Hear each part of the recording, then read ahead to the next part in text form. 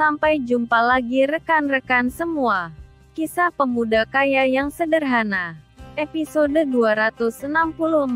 Teman-teman, kali ini kita telah memasuki episode 264.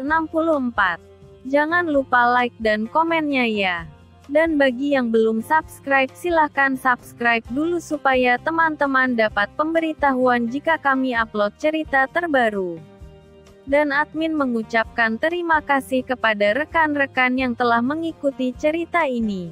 Mari kita dukung channel ini supaya senantiasa bisa terus menampilkan cerita-cerita terbaru dari kisah pemuda kaya yang sederhana.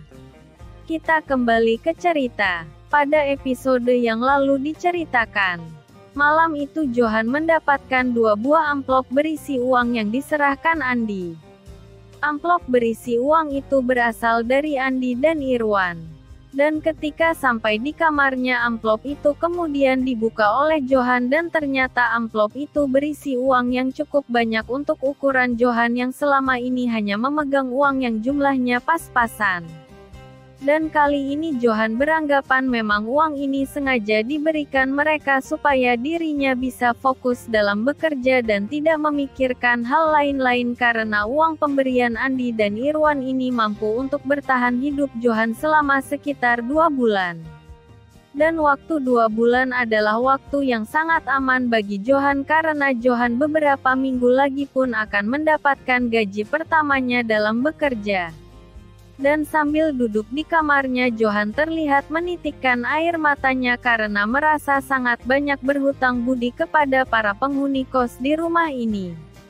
Johan terlihat begitu terharu karena memikirkan perjalanan hidupnya beberapa tahun lalu ketika mereka sudah tidak mempunyai ibu karena meninggal oleh suatu penyakit, dan pada suatu sore mereka dikagetkan oleh sebuah informasi yang memberitahukan ayah mereka mengalami kecelakaan kerja.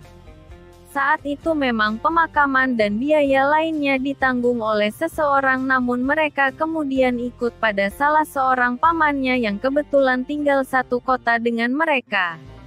Dan mereka sempat beberapa bulan tinggal dengan pamannya tersebut sampai akhirnya sang pamannya itu bercerai dan mereka memilih untuk tinggal di rumah kos milik Andi ini.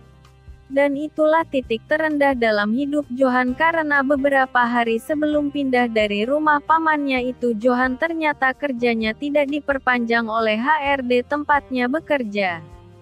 Saat itu Johan sudah bekerja selama 2 tahun dan setiap tahun harus perpanjang kontrak, namun pada tahun ketiga dirinya tidak diperpanjang lagi pekerjaannya tersebut.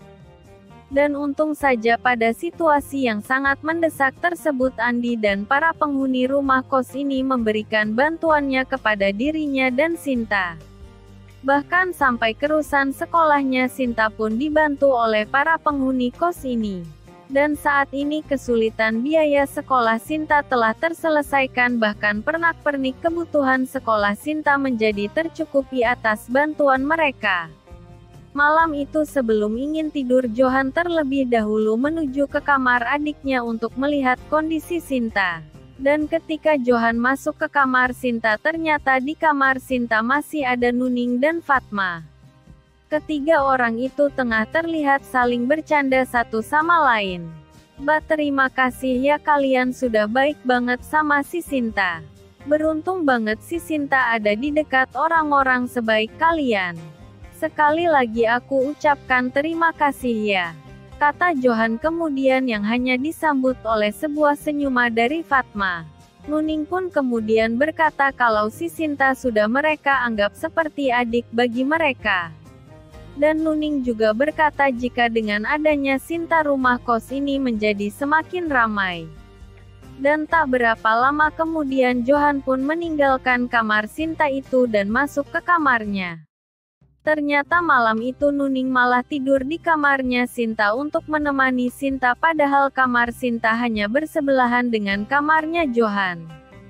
Johan pun malam ini terlihat begitu tenang dan begitu nyaman dengan kondisinya saat ini, terlebih-lebih Sinta pun telah mendapatkan teman-teman yang menganggapnya sebagai adik dan terlihat begitu sayang kepadanya.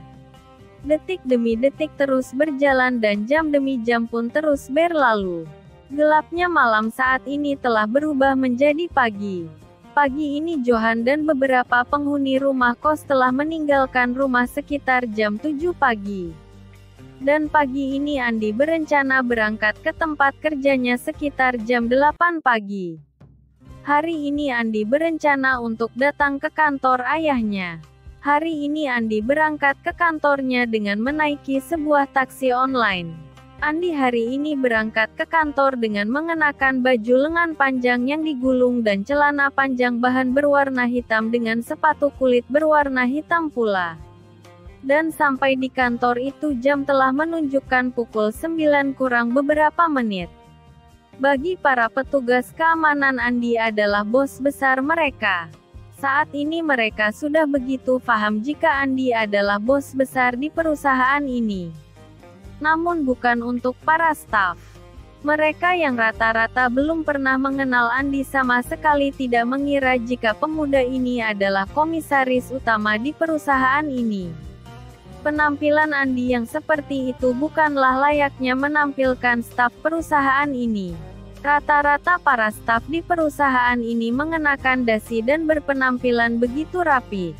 Sehingga dengan penampilan seperti itu Andi tidak menjadi pusat perhatian para staf yang saat ini sebagian masih ada di ruang lobi perusahaan. Saat ini di lobi perusahaan di beberapa ruangan kecil tampak ada rapat kecil antara staf perusahaan ini dengan para koleganya dari perusahaan lain. Beberapa pasang mata tampaknya melihat ke arah Andi namun mereka tidak mempedulikan Andi. Dan mereka baru tersadar bahwa pemuda yang tengah lewat itu bukan pemuda biasa adalah tak kalah beberapa orang satpam di perusahaan itu terlihat begitu panik ketika melihat pemuda itu berlalu di depan mereka. Kali ini Andi terlihat berjalan menuju sebuah lift khusus untuk para pembesar perusahaan. Lift itu tidak boleh dipergunakan oleh para karyawan lainnya selain para pucuk pimpinan karena lift itu adalah lift khusus untuk para pimpinan dan direksi perusahaan ini. Saat itu tampak seorang satpam membukakan pintu lift untuk Andi dan mengawalnya ke lantai 5 perusahaan tersebut.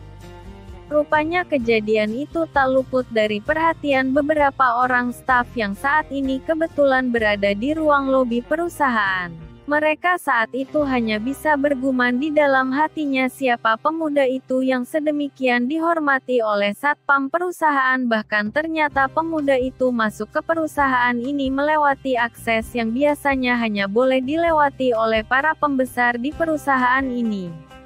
Dan sekitar jam 9 pagi Andi telah sampai di ruang kerjanya. Pagi ini Andi kemudian teringat dengan Johan dan tak berapa lama kemudian Andi kemudian menelpon Pak Paul yang merupakan orang nomor 1 di perusahaan tempat Johan bekerja. Tak lupa Andi selain membahas perusahaan yang dipimpin Pak Paul Andi juga saat itu menitipkan Johan yang saat ini tengah bekerja sebagai karyawan baru di perusahaan tersebut. Andi kemudian menceritakan segala duduk persoalannya tentang Johan kepada Pak Paul. Mendengar apa yang disampaikan Andi tersebut Pak Paul semakin kagum dengan kebaikan hati dalam memperlakukan Johan. Dan Pak Paul pun berjanji kepada Andi dirinya akan memberikan perhatian kepada Johan supaya bisa bekerja di perusahaan ini dengan lebih baik lagi untuk kedepannya. Dan setelah pertemuan dengan Pak Paul itu Andi kemudian melanjutkan aktivitasnya.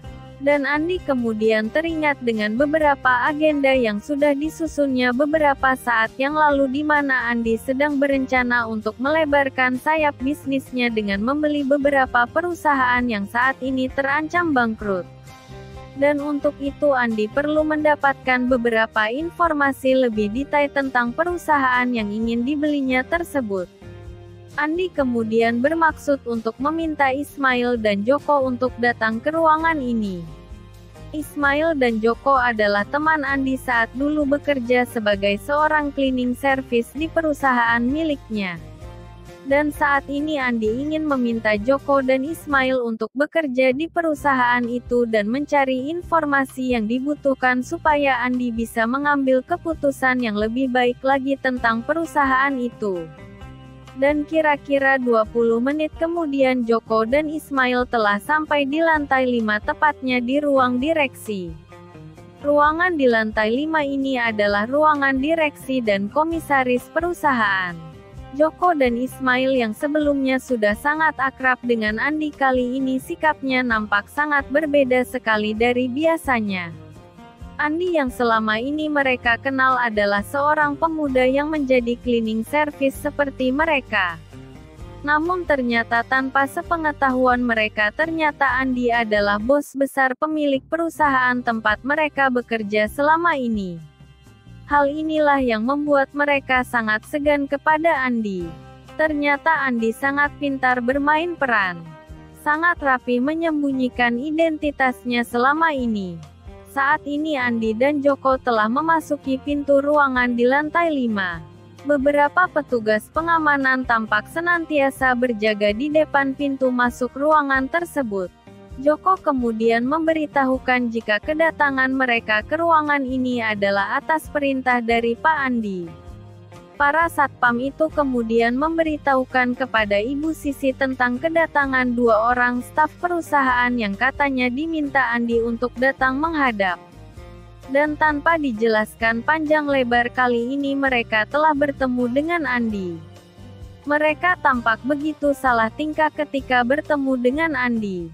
"Maaf Pak, Bapak memanggil kami," kata Ismail kemudian. Andi kemudian mengajak kedua orang temannya itu untuk berbicara di dalam sebuah ruangan 4x4 meter yang biasa dipergunakan Andi untuk membahas beberapa masalah dengan para stafnya. Itulah kisah pemuda kaya yang sederhana episode 264. Terima kasih kepada rekan-rekan yang sudah mengikuti cerita ini.